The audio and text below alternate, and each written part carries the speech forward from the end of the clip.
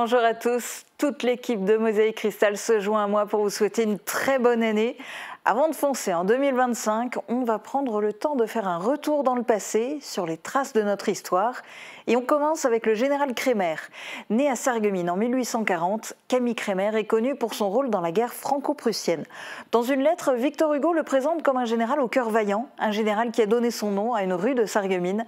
Reportage de David Aurès et Francis Hoffman.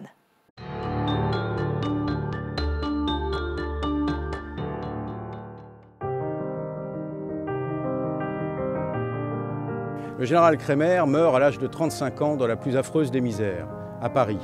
Il est tout d'abord enterré au Père-Lachaise, puis par suite d'un défaut de renouvellement de la concession funéraire, le seul monument qui rappelle son souvenir, c'est un monument cénotaphe qui se trouve derrière nous, qui ne contient donc pas le corps du général, mais qui appartient à la famille Crémer et qui rappelle son souvenir.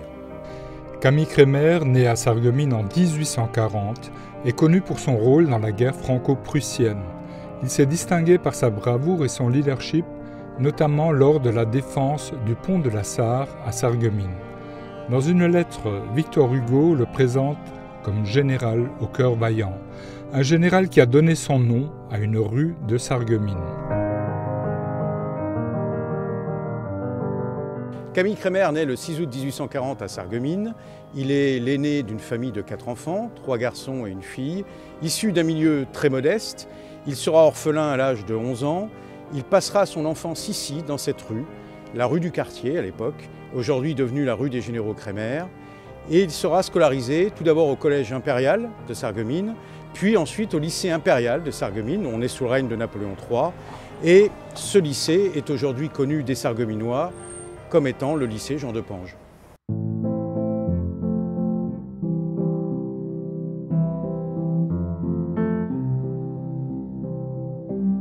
Camille Crémer, après d'excellentes études au lycée impérial de Sarreguemines, va intégrer l'école spéciale militaire impériale de Saint-Cyr. Puis, il poursuivra des études au cours d'état-major. Il sortira jeune officier d'état-major, brillant, ayant à la fois gagné l'estime de ses chefs et de ses camarades. Il ne lui manquait plus que l'expérience du terrain, en réalité. Et il la fera au Mexique, durant cette campagne qu'il va intégrer dès 1864 et où il va se battre pendant 2 ans, jusqu'en 1866, en assumant des missions de contre-guérilla. Il sera blessé plusieurs fois, terminera brillamment cette campagne avec le grade de capitaine et sera décoré par Napoléon III. Il n'a que 26 ans. Dès que la guerre de 1870 éclate, Camille Crémer est aux premières loges. Il est missionné pour assurer la défense du pont de la Sarre et empêcher les Prussiens de venir prendre de flanc la troupe du général Frossard qui est en pleine retraite après la défaite de Spicheren-Forbach. Ça sera le fait marquant de Camille Crémer, ici même, dans sa terre natale, que cette défense du pont de la Sarre à Sarreguemines, toute la journée du 7 août 1870.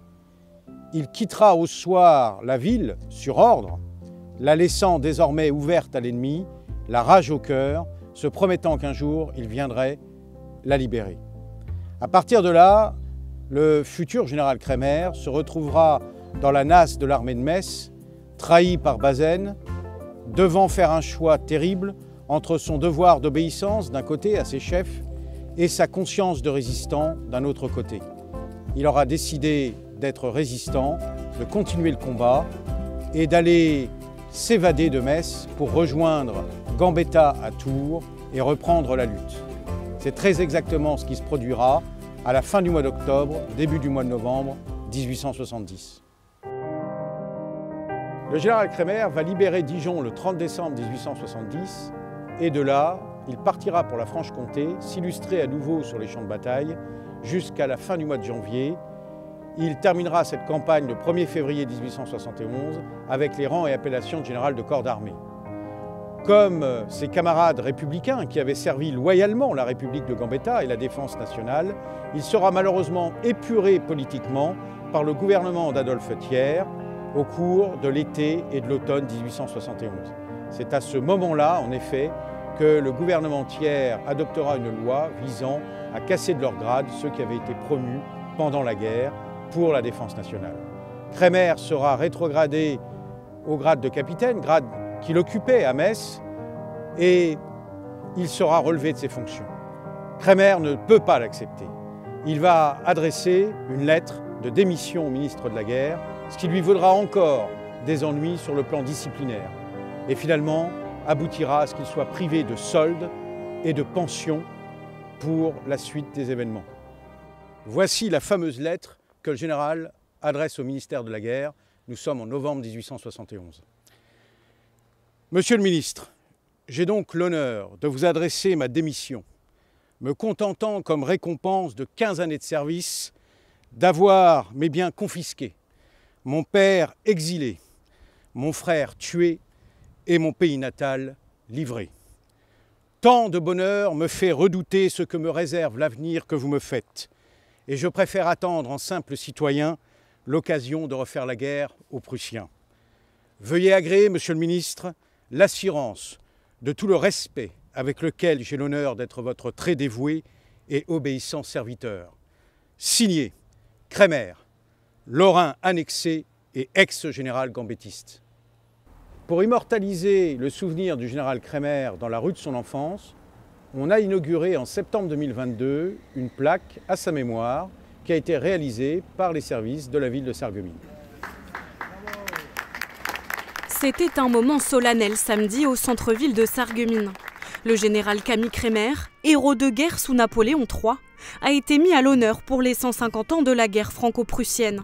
Les élus et les autorités étaient présents pour l'occasion. Après le dévoilement de la plaque commémorative et les dépôts de gerbes, une conférence sur la vie de ce héros sarregueminois s'est tenue au Casino des Faïenceries.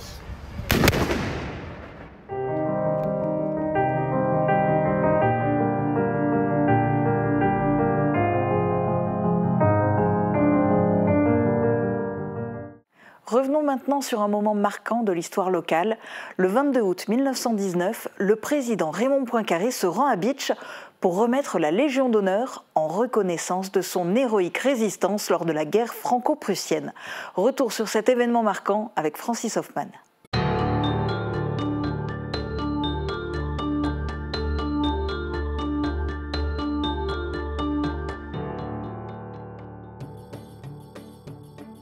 Nous sommes le 22 août 1919. Raymond Poincaré, alors président de la République, se déplace à Bitche. Il vient témoigner la reconnaissance de la nation pour l'engagement patriotique et le sacrifice des habitants aux côtés des défenseurs de la France. La ville est en effervescence. Le président distingue la cité fortifiée de la Légion d'honneur.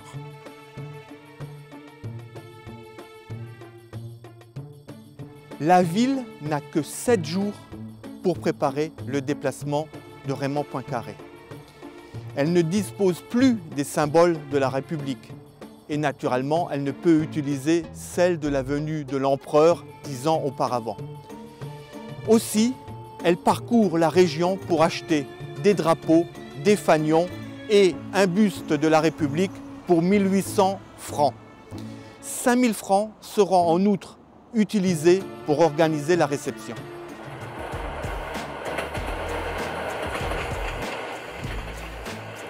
Le 22 août 1919, Poincaré quitte la gare de Wissembourg pour la gare de Bitche où nous nous trouvons, par un train spécial dans lequel il déjeune avec ses proches collaborateurs.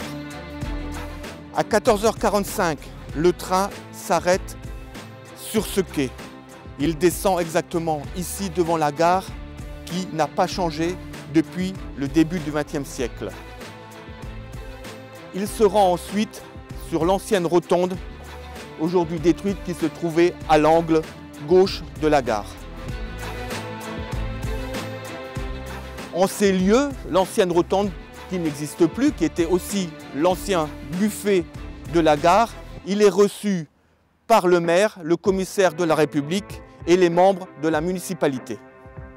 Les honneurs militaires lui sont rendus par le 125e régiment d'infanterie. Ensuite, ils sortent du buffet de la gare avec le maire et sans doute le général Marie-Jean-Baptiste Penelon, chef de la maison militaire du président. Tout est extrêmement minuté, comme le présente cette note prévisionnelle du commissaire spécial de police de Sarreguemines.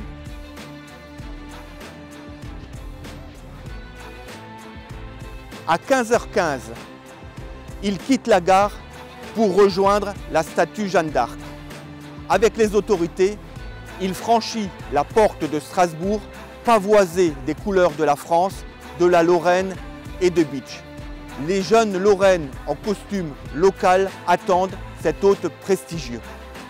Au devant, semble-t-il, le sénateur Louis Quesnel et le député Maurice Dutreil. Quelques mots sur ce député de la Mayenne, dont la famille est originaire du domaine de l'Erbsental. D'après les recherches de Bruno Marion, c'est grâce à ce député que la ville a obtenu la Légion d'honneur. Il n'hésite pas à aller voir le maire, à lui dicter le texte d'une demande adressée à Georges Clemenceau, lettre qu'il donne lui-même au président du Conseil et qu'il rencontre 2 fois avant d'obtenir par décret l'obtention de la croix de la Légion d'honneur pour la ville. Poincaré rejoint ensuite le bas de l'escalier de la mairie. Il dépose une couronne et remet la croix de la Légion d'honneur sur un coussin aux armes de la ville tenu par le maire. Pour rappeler cet événement, une place de la Légion d'honneur a été inaugurée par le préfet et le maire de la ville de Bitche en septembre 2024. La place de la mairie a été renommée place de la Légion d'honneur, une appellation qui fait référence à la remise de la croix de la Légion d'honneur à la ville de Bitche par le président Raymond Poincaré en 1919. Elle a été donnée pour la résistance héroïque de la cité fortifiée face à un siège de 8 mois durant la guerre de 1870-1871.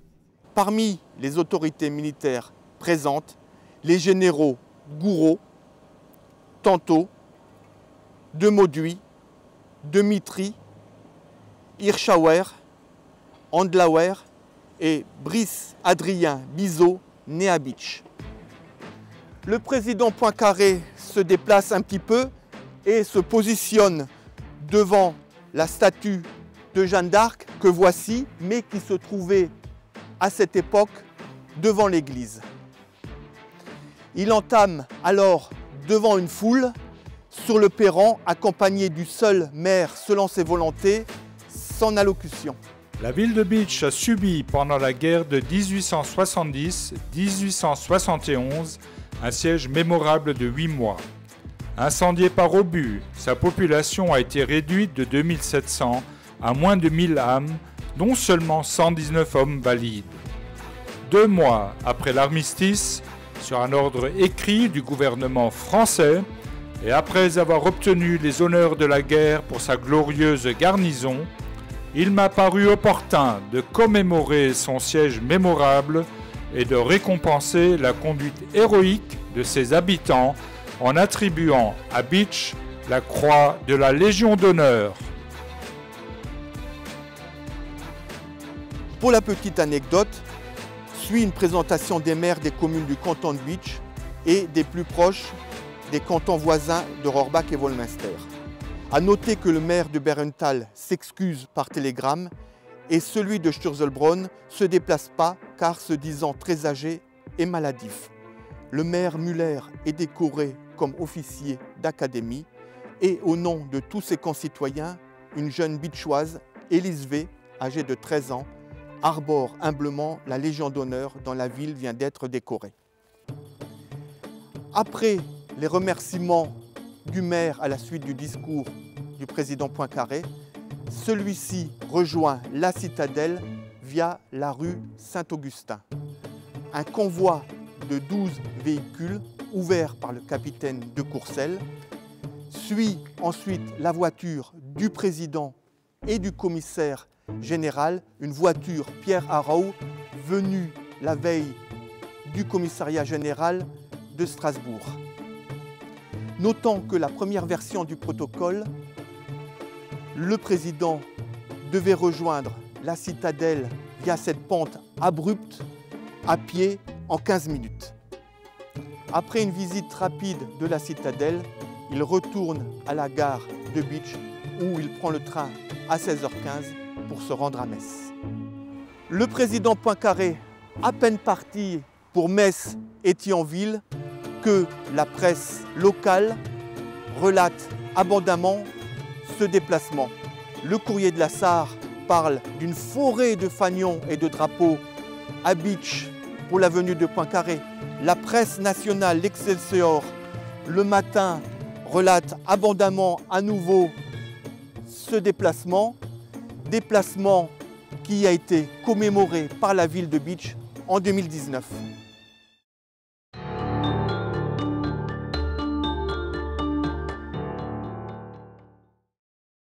On fait un bond encore plus lointain dans le passé pour évoquer Erbsenthal, le village disparu.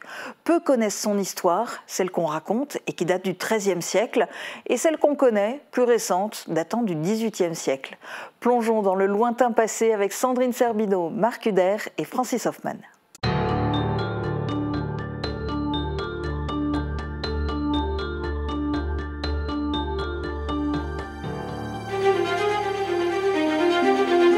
Ici, dans la vallée de l'Erbsenthal, certains racontent qu'une chapelle desservie par les moines de Sturzelbronn aurait été construite en 1394. D'autres parlent de granges disparues, allant même jusqu'à affirmer l'existence d'un village entier anéanti durant la guerre de 30 ans.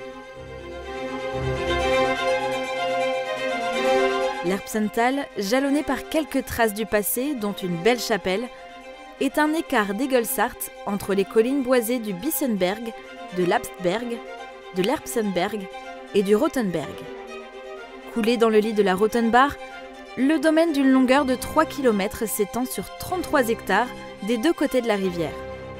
Il comprend un étang de 5,5 hectares, un cadre admirable pour les randonneurs. Alors, bien avant la construction de l'étang, en 1135, Saint-Bernard arrive à Bitche pour rencontrer le duc de Lorraine, Simon Ier, et il lui propose, bien sûr, il parle croisade, et ensuite il lui propose la création d'une abbaye à Sturzelbronn. Le duc de Lorraine est tout à fait enchanté par cette idée. L'abbaye est immédiatement mise en chantier, la construction est mise en chantier. On termine en 1143, il arrive les premiers moines avec un abbé qui va les diriger.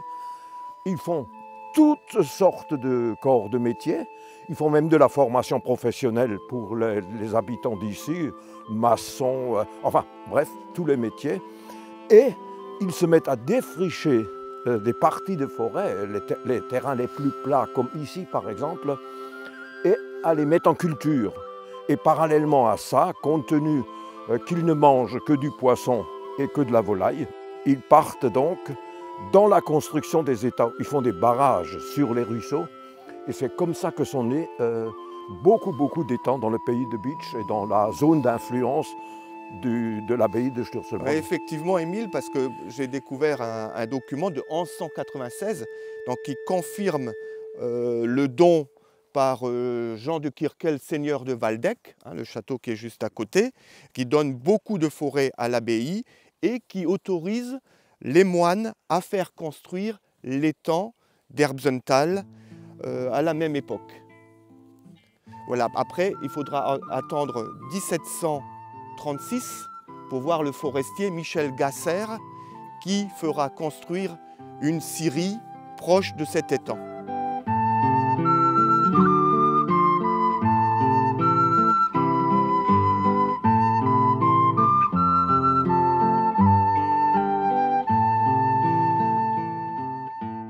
Le ruisseau de la Zinzel, un peu plus loin, alimente ce magnifique étang destiné à l'élevage des carpes et des écrevisses pour les moines de l'abbaye.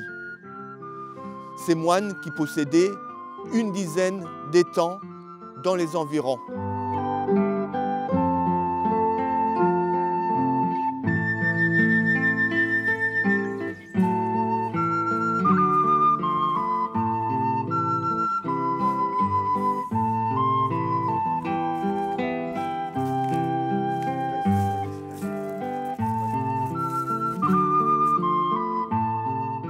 Donc, à la Révolution, les biens des moines de Sturzelbronn sur le site sont confisqués Et c'est une opportunité pour Henri-Guillaume de Kreutzer, administrateur du district de Bitche, qui est installé au château de Wolmester, qui acquiert l'ensemble du territoire en 1800. Son fils, Charles-Auguste, hérite de ses biens, de la scierie et de la ferme. Mais il ne va pas les exploiter. Lui-même, il va donc engager des fermiers. À la mort de Charles-Auguste, son fils Charles-Auguste Adolphe va prendre la succession. Mais lui, c'est un vrai gestionnaire. On l'appelle le baron. C'est un riche marchand de bois. Qu'est-ce qu'il fait? Il développe la scierie d'ici. Il en crée une autre à 500-600 mètres d'ici, sur Alsinsel. Il en développe une autre à Lischbach, à environ 4 km d'ici. Et en plus, il développe un four à résine au Harzhofen, qu'on appelle ça. Il construit ici une maison de maître, une maison pour le personnel, une serre, une glacière, et le tout dans un état d'entretien absolument parfait. Où nous sommes d'ailleurs ici. Nous sommes ici au milieu de ce domaine-là.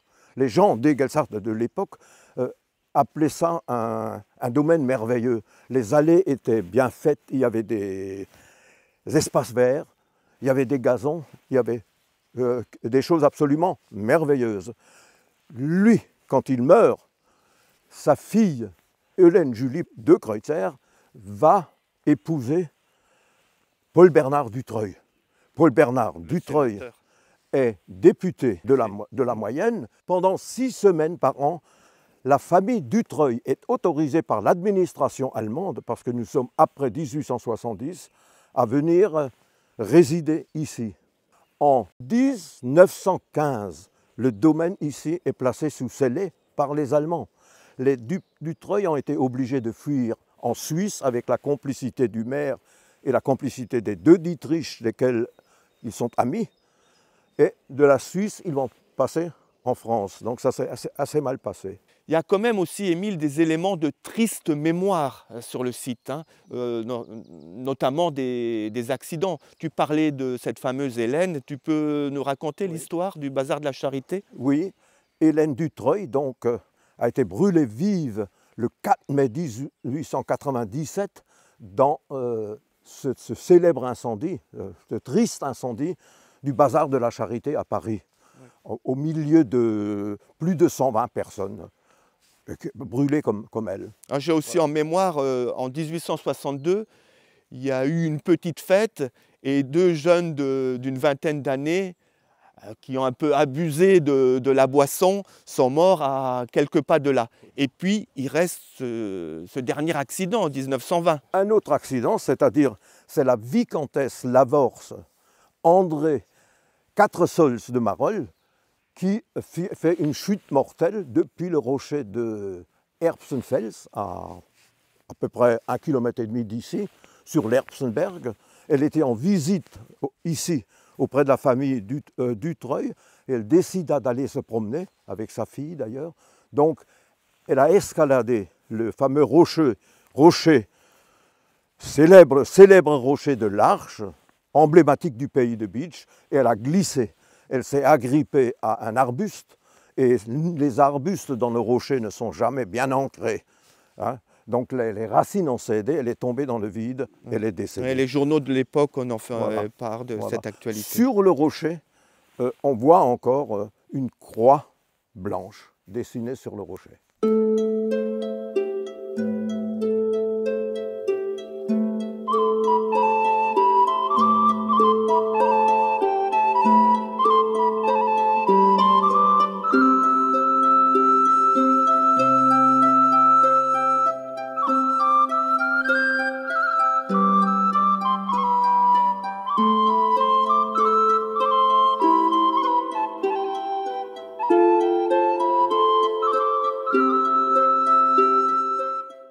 Les moines ayant une cense sur place et des habitants, et comme beaucoup de censes, il y a la construction d'une chapelle sur le site dont on n'a plus aucune trace dès 1394.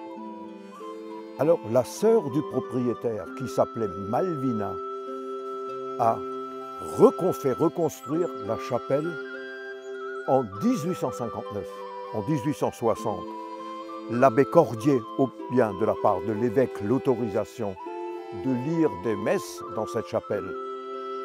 À l'issue de la guerre, en 1945, le domaine ici est totalement ruiné, détruit par les bombardements, par les combats entre Allemands et Américains. Et la chapelle, le seul bâtiment qui reste debout, c'est la chapelle. Mais naturellement, elle est en très mauvais état, elle restera en mauvais état pendant un certain nombre d'années. Et l'abbé Langenfeld,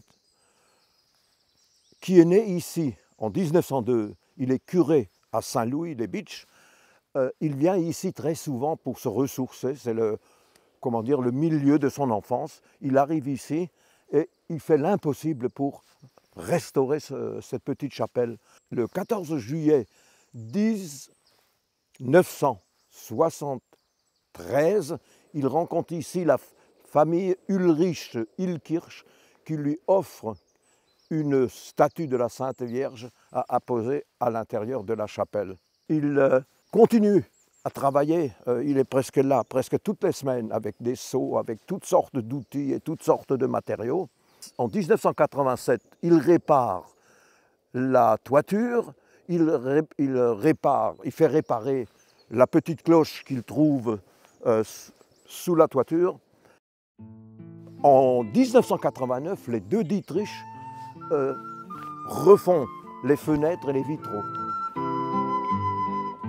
Finalement, il existe encore un lien aujourd'hui entre les moines du Moyen-Âge et la chapelle, le site d'aujourd'hui. C'est, vous l'avez compris, cette formidable chapelle qui présente des éléments gothiques que vous connaissez, à savoir une construction en grès, fenêtre à ogive, oculus devant, clocher en bois et tuiles plates.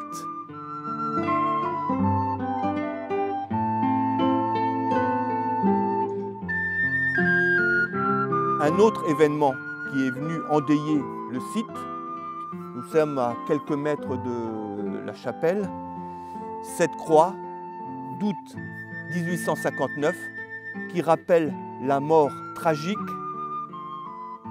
d'un jeune garçon de 15 ans, Alphonse Desebeck, fils d'un propriétaire de Zweibrücken. Il est mort, on suppose, à la suite de la gestion de grumes qui étaient entreposées sur ce site.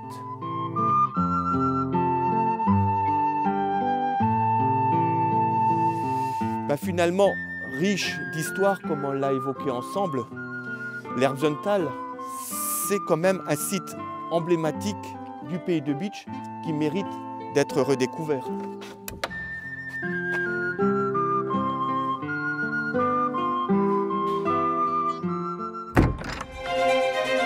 Maurice Dutreuil, gendre de Charles-Auguste Adolphe de Kreutzer, vendit en 1935 la propriété de la famille de Dietrich qui la céda plus tard à mademoiselle Claude de Rarcourt de la vallée de Pimaudan.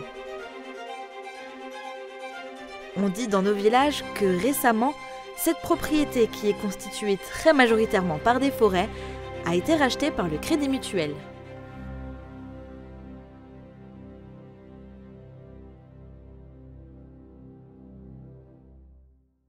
On va maintenant dans un village qui existe toujours, malgré son histoire mouvementée, Didun, un village singulier où parfois le temps s'est arrêté. Avec Gilles Weiskircher, nous vous invitons à déambuler dans cette annexe de Zétain à la découverte de son moulin, ses usoirs, son calvaire et son église. Reportage de Marc Huder et Francis Hoffman.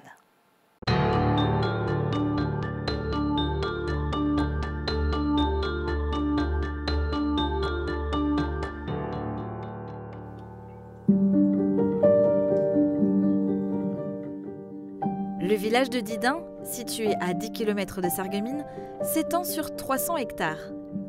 Encerclé par la Sarre et par la D33, il ne manque pas de charme avec son église, son moulin et ses habitants, surnommés les Sandhase ou lapins de sable en raison de la terre sablonneuse du banc. L'histoire de Didun est mouvementée et riche à la fois. Les hommes y ont vécu autrefois du labeur de la terre et se sont battus pour la défendre. Au fil des siècles, ils ont construit ce petit coin de terre qui fait leur fierté. À travers leur histoire, les légendes qu'ils racontent, c'est tout un patrimoine qu'on redécouvre.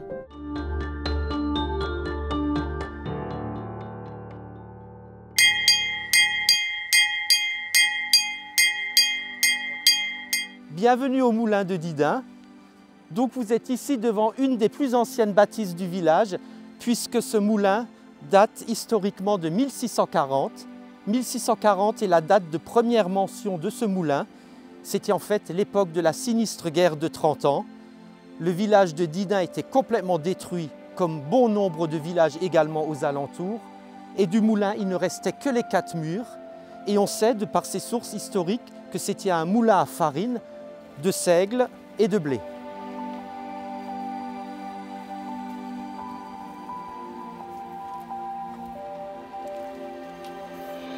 C'était un ancien moulin à 2 roues, donc on voit encore l'emplacement des 2 roues, dont l'activité s'est arrêtée en 1939.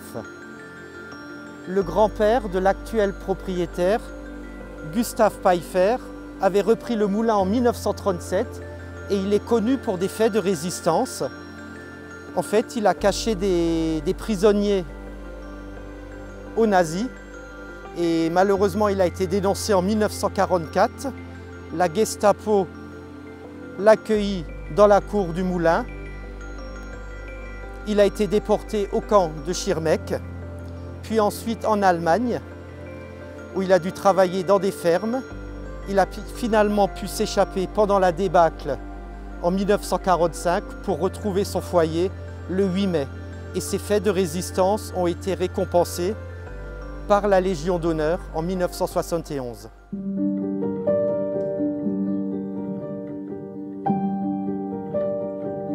Comme vous voyez ici, on est dans un cadre naturel vraiment très préservé. Derrière nous, on a le canal d'amener de l'eau qui alimentait le moulin à l'époque, moulin dont l'activité s'est arrêtée en 1939. Juste derrière, vous avez la Sarre et encore derrière, vous avez le canal des Houillères.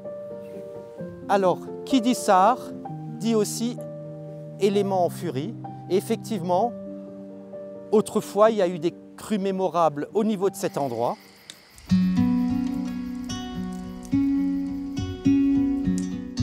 Alors on est vraiment dans un cadre naturel préservé, puisque là je tiens un magnifique orme. C'est un orme solitaire, alors c'est peut-être encore un des derniers qui reste dans le secteur, parce que malheureusement ces arbres majestueux sont victimes d'une très grave maladie qui est la graphiose de l'orme. Et ici nous avons la chance, en bord de Sarre, encore d'avoir ce très beau spécimen préservé. Mais au bord de Sarre, on ne trouve pas forcément que de belles plantes ou de beaux arbres.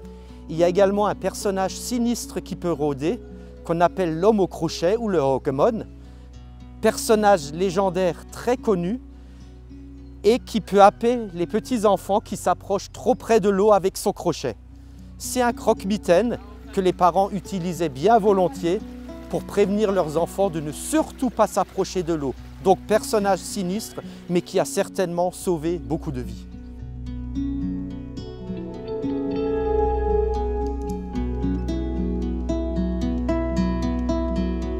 Le village de Didin est peuplé d'à peu près 180 âmes. Alors vous voyez derrière moi des vieilles maisons qui datent du 19e siècle, dans la pure tradition lorraine. Ici des maisons à colombage, nul besoin d'aller en Alsace pour en trouver. Alors c'est un village qui est mentionné pour la première fois dans l'histoire en 1200 sous le nom de Düdingen et il a appartenu dès cette époque aux moines de l'abbaye de Tolaï. Ce qui fait le charme de ce village est sa structuration en village-rue. C'est une structure qui est apparue à la fin de la guerre de 30 ans et qui se caractérise par une rue où les maisons sont accolées. Si vous regardez au niveau des maisons, elles sont bien en retrait par rapport à la route. Ça correspond à ce qu'on appelait autrefois les usoirs.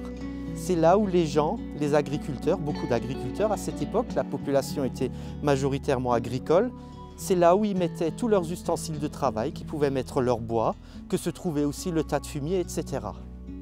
La place centrale du village, où on voit encore d'anciens abreuvoirs. Sur cette photo de 1937, on voit que c'était l'endroit où les agriculteurs venaient faire abreuver leurs troupeaux. L'eau, pour ces gens, était absolument important, que ce soit pour arroser leurs récoltes, mais aussi pour faire abreuver leurs animaux.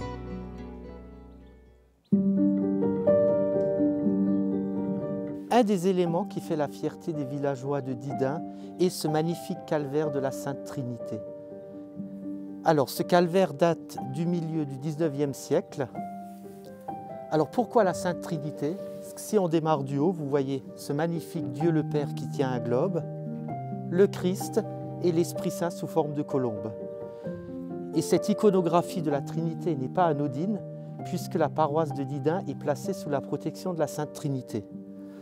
Sur le fût d'aspect violonné, vous avez d'une part Saint-Pierre qui tient les clés, mais aussi Marie-Madeleine, et surtout en bas, une très belle représentation de Saint-Georges qui terrasse avec sa lance le dragon.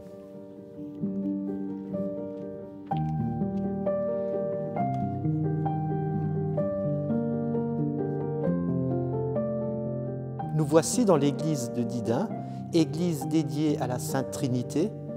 C'est une église qui a été construite en 1762, qui a été rénovée au XIXe siècle. Et dans cette église se trouvent plusieurs trésors architecturaux. Alors il y a le très beau maître-autel de la Trinité, mais aussi le devant d'autel, cette très belle scène qui est classée à l'inventaire des monuments historiques depuis 1978. Le maître-autel de style Louis XV a été installé à la fin du XIXe siècle dans l'église.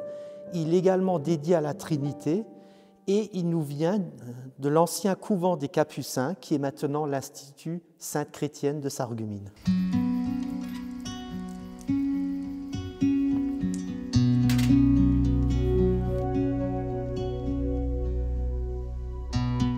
Donc Didin est un petit village typiquement lorrain qui a su garder toute son âme, toutes ses particularités. C'est un village où il fait bon vivre, un village qui respire la paix, la sérénité, la tranquillité, avec un riche patrimoine historique, également un beau patrimoine religieux et surtout une nature très préservée.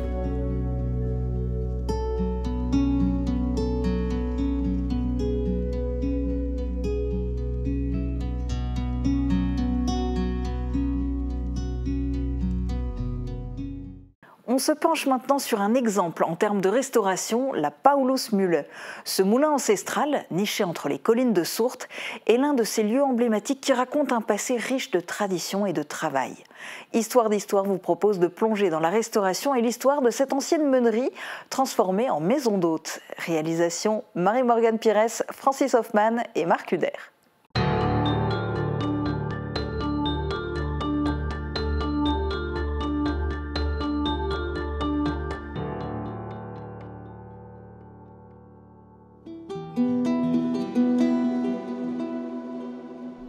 En forêt de Sourtes, la Paulusmühle avait presque disparu, victime du temps et des éléments.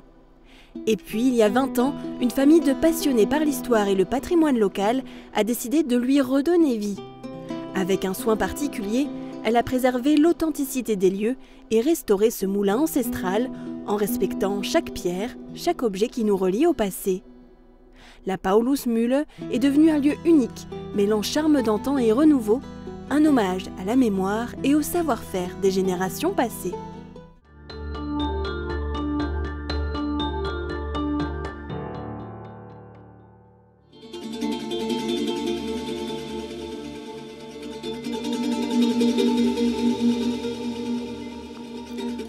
Nous sommes dans une vallée particulière et très ancienne, la vallée d'Heidenheim, entre Sourtes et Montbronn.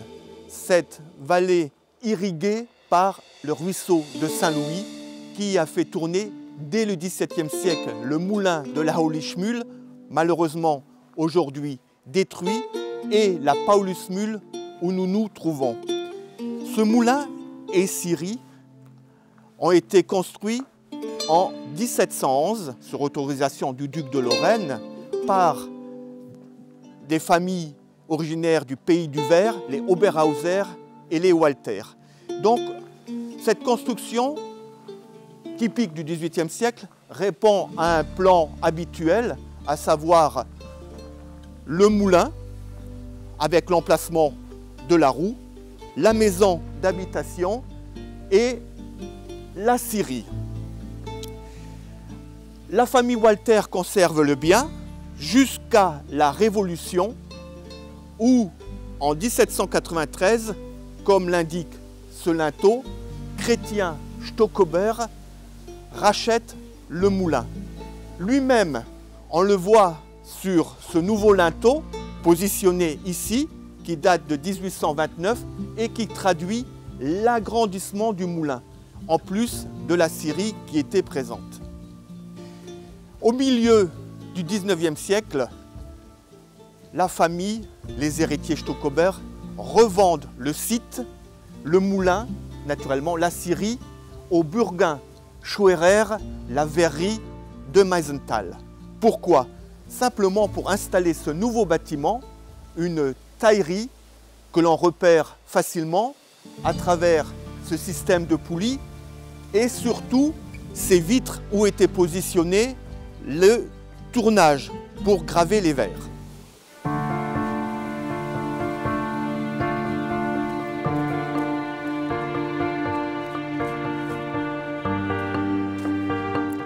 Un bâtiment typique de taillerie, très en longueur, pas très haut, avec beaucoup d'ouvertures, comme je l'ai précisé, mais cette taillerie cessera de fonctionner à la fin du 19e siècle.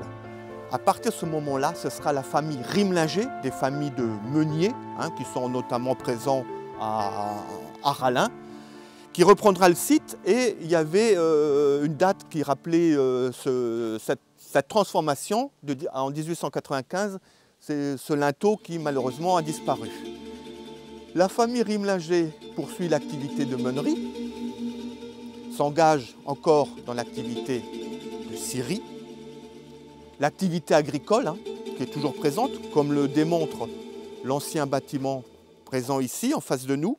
Et une nouvelle activité va voir le jour sur le site, une activité réputée, puisque la population de Montbronne et de Sourtes viennent dans la vallée pour les travaux agricoles, viennent récupérer la farine, viennent aussi récupérer du sable et s'arrêtent ici pour se restaurer. Puisque à cette époque, avant la Seconde Guerre mondiale, surtout, le site était récupéré pour le meilleur casse-croûte de jambon et d'œufs.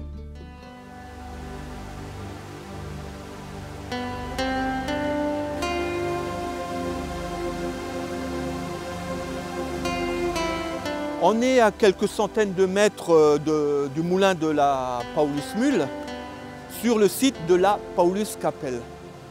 On retrouve notre meunier Christian Stockober qui a érigé ce magnifique calvaire avec sa femme en 1826. L'église, elle, est plus ancienne, 1866. D'après la légende, c'est un fermier protestant qui aurait récupéré des pierres de l'ancienne église du village d'Eidenheim, dont on ne retrouve plus mention après le XVe siècle. Pour preuve de la monnaie du Moyen-Âge a été retrouvée sur ces dates en 1936. Le site est délaissé dans les années 60 jusqu'au rachat par la famille Schmitt dans les années 1990. Alors Tommy, toujours au boulot?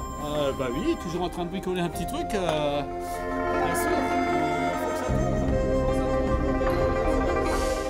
Voilà, bah je lâche mes outils pour vous parler un peu de notre site, acquis avec ma famille dans les années 90.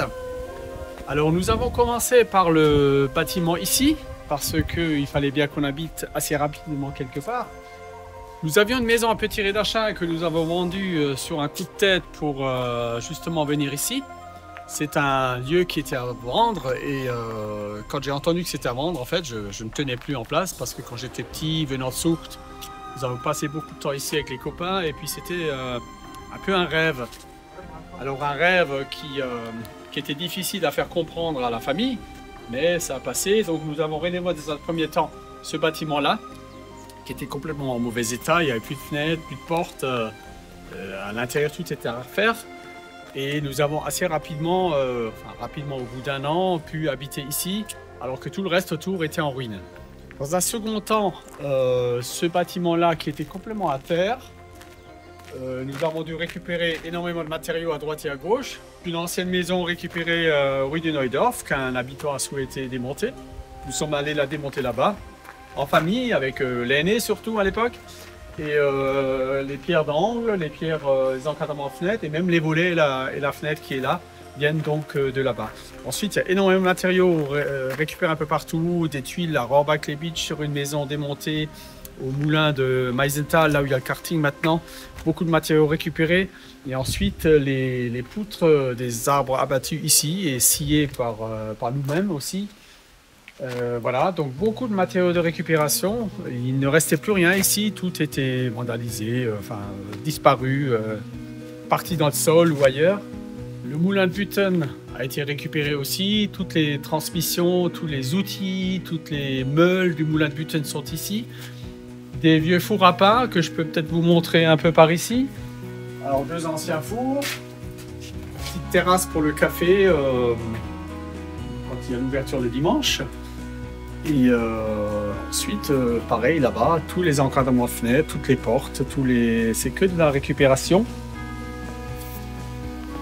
Avec un gros projet encore sur la roue du moulin, c'est ce qui me passionnait le plus. Tout ce qui se meut par la force de l'eau.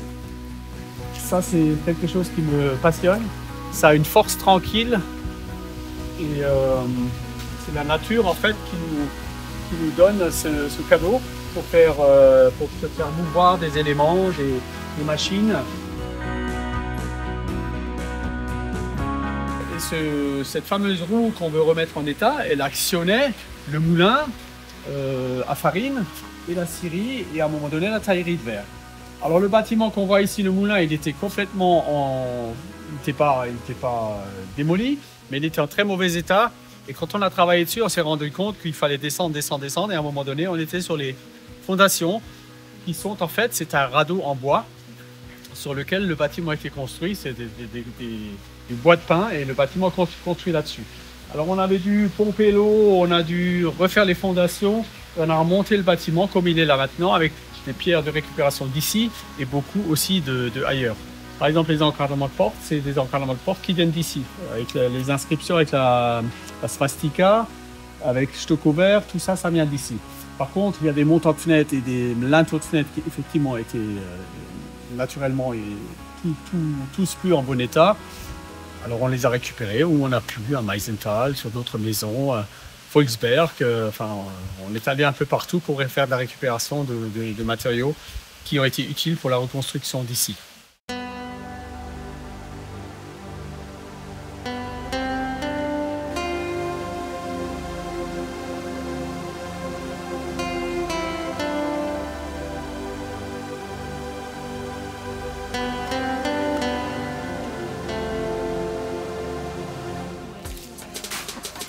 Quand on fait du tourisme, ce qu'on va voir, c'est les maisons, les colombages.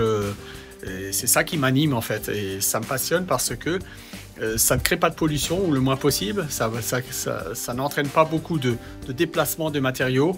Et c'est tellement plus agréable et plus nourrissant intérieurement quand on le prend là où c'est.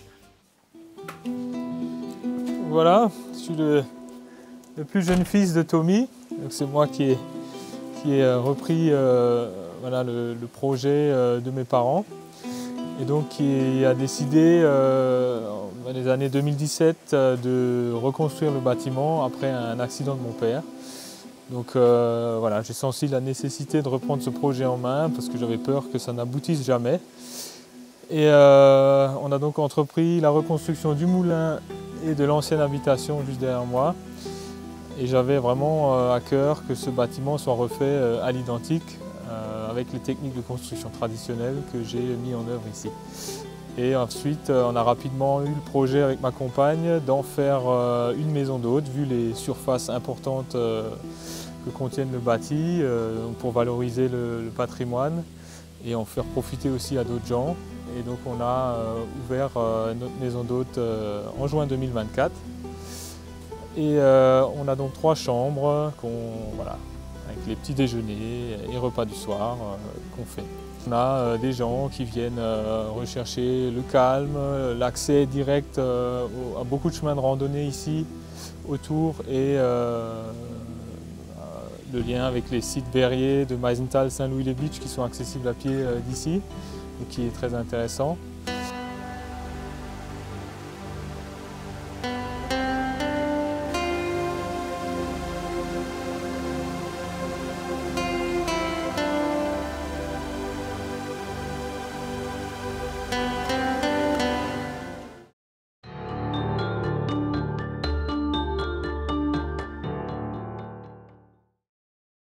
Se souvenir du passé pour mieux profiter du présent et appréhender pleinement l'avenir. Mosaïque Cristal reprend sa couverture de l'actualité dès demain. Très bonne journée à tous, à demain.